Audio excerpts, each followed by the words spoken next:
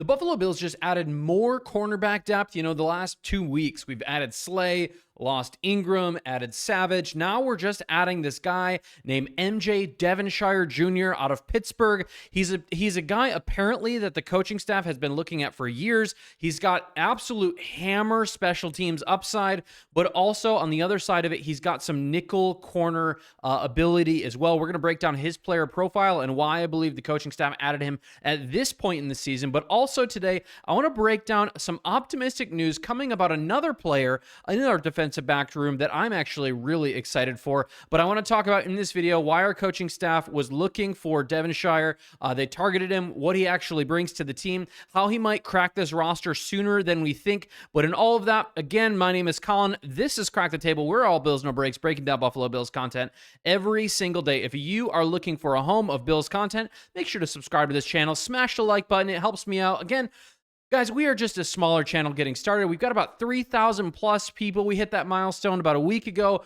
Thank you guys for helping me out in that, but also we want to get these videos out to more and more Bills fans. So again, smash the like button, subscribe if you haven't already, and drop a comment down below. Maybe just a Go Bills. It always helps me out. But I want to get right into talking about this guy right here, and I'm going to let this play on the screen. If you want to watch him, he is number 12 right here. He's going to get this interception right here. He is a cornerback out of Pittsburgh. But first of all, this isn't a random signing. Buffalo actually had formal combine meetings with him in 2024, and they added they had additional pre-draft contact with him, and so he was on their radar in the later rounds of the 2024 NFL season. And this is a player that the Buffalo Bills and this coaching staff, this front office has evaluated, they've liked, they've waited for an opportunity to grab him. And the trait that kept him on their board, I believe, again, was his ball production. When we look at our cornerbacks, our safeties, the way that Sean McDermott likes to run his defense, it's ball production. And at Pitt, he had 8 interceptions, 3 pick sixes, and 21 passes broken up. That's elite ball hawk production in college at a pretty decent school. Pitt's not anything, crazy, but this cornerback, just a little bit about his player profile here. He's a 5'11 corner, about 185 pounds, 33-inch arms, and he's not built to be a boundary guy. Again, I said this already. He's built to be more of a nickel corner. And so inside, he's going to play in the slot. His short area quickness is a bit better than his long stride speed there, but the signing fits Buffalo's blueprint exactly. But hey, what exactly does this guy bring to the field? And obviously, we're seeing these clips of him fighting off these receivers on so many parts of the field. But first and foremost, a practice squad addition at this point in the season for a guy who's about 2 years into his career. It's all about special team upside for him right now. He was primarily a punt returner for Pitt, 9.7 yards per return with a couple touchdowns. Again, with all the injuries on Buffalo on the Bills roster, this alone could earn him an elevation from the practice squad with potentially just punt returning, but also his ball skills. Again, he had a game in 2023 against Louisville.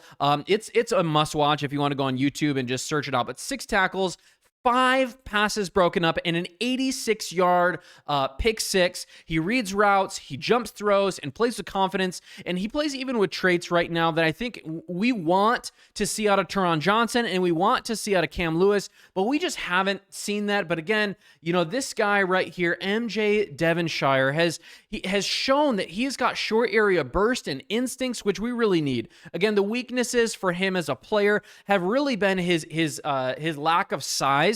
He's not an outside corner. We need to be very specific. But thank you, Bills Mafia, or the Buffalo Bills, that right now, when we look at our roster, we know that we have some amazing cornerbacks in Hairston and Benford. Benford is playing out of the world right now. He's been such a great player down the stretch, and Hairston is continually coming into his own, and those two guys are going to lock down the outside receivers. But this guy, Devonshire, though he's good in some ways, he's not a boundary receiver. He doesn't have the technical refinement that you'd want to see. He's a little too handsy. He gets a lot of penalties, and so we don't want to put him in these situations, especially in the NFL, where you get these spot fouls where you can have a 60-yard, reception or a drop even, or a pass interference that moves the ball all the way down the field. But again, he's a slot-only developmental corner, but one with genuine upside. His career arc and trajectory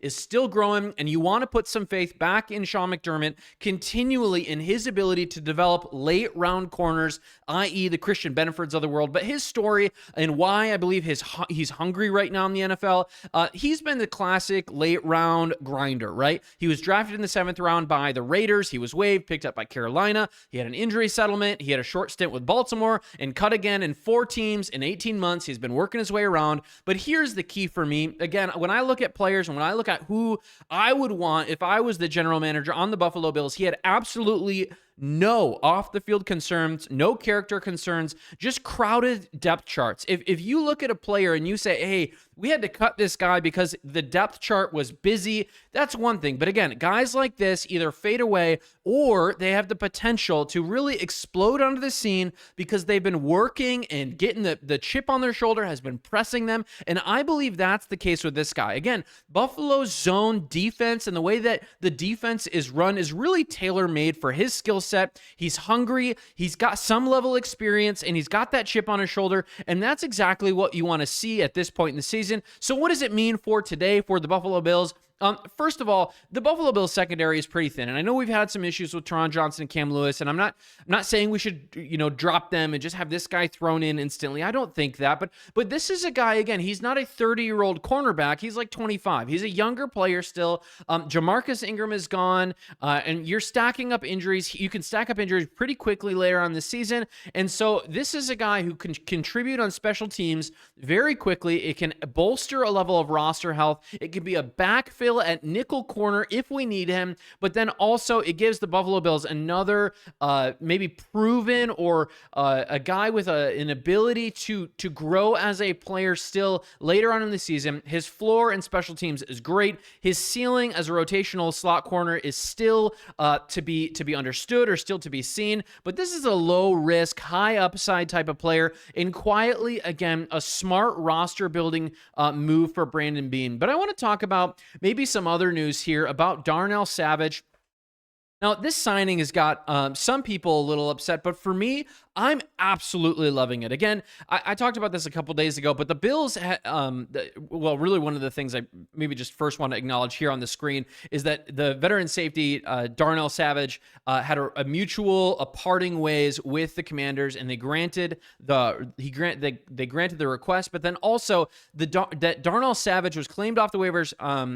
The Bills claimed Darnell Savage off the waivers, but then, we find this out, that he is absolutely stoked and excited to be a Buffalo Bill. And so the agent said this: Darnell is honored to join the Buffalo Bills organization, contributing to the team's success and helping drive to the playoffs. Darnell Savage, agent from Seth Katz, right? So we see that, but then we hear this news, which is, for me, really exciting. This is a quote straight from Sean McDermott. It says this: he's a guy we've had our eye on and going back all the way to the draft process. And this is the other thing with Darnell Savage that I'm really excited about and enthralled about.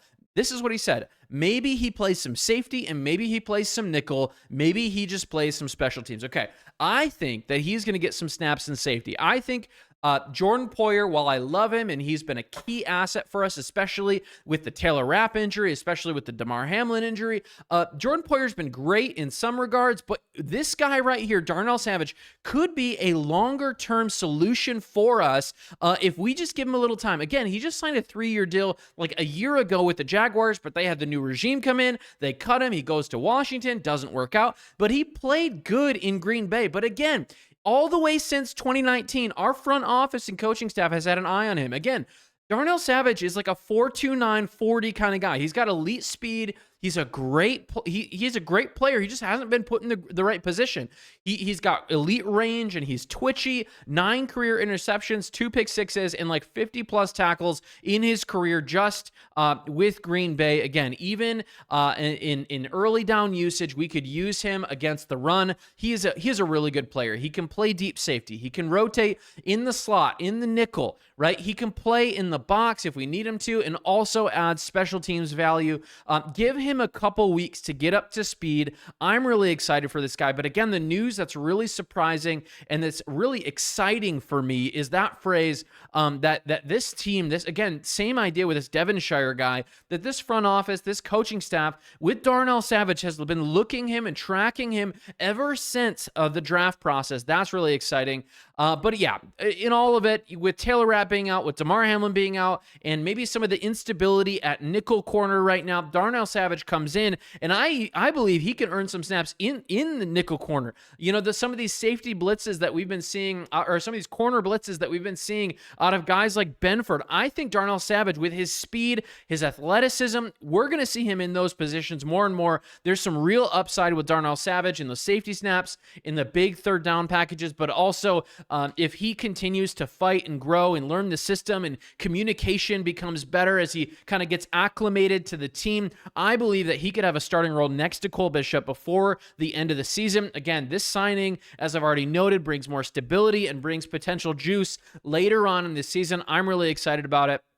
He's one of the great waiver adds later in the season, and especially this last one where Ed Oliver is continually showing that he is strength training, rehabbing. A lot of people are thinking that he's going to be back early on in the playoffs, hopefully wild card, maybe divisional round. We'll see. He's not quite doing, bicep curls or some of these other things to strengthen that arm, but man, this guy is going to be back sooner rather than later. It's been a joy even today to break all these things down. Again, sorry I wasn't here for a couple days. I, have frankly, both my cars are having issues. I've been sick. I lost my voice completely. I actually recorded a video on Monday and just chose not to post it because I couldn't stop sneezing and coughing. But in all of it, thank you so much for stopping by. Thanks for clicking on this video. I hope you have a great day. God bless. Go Bills. See you later.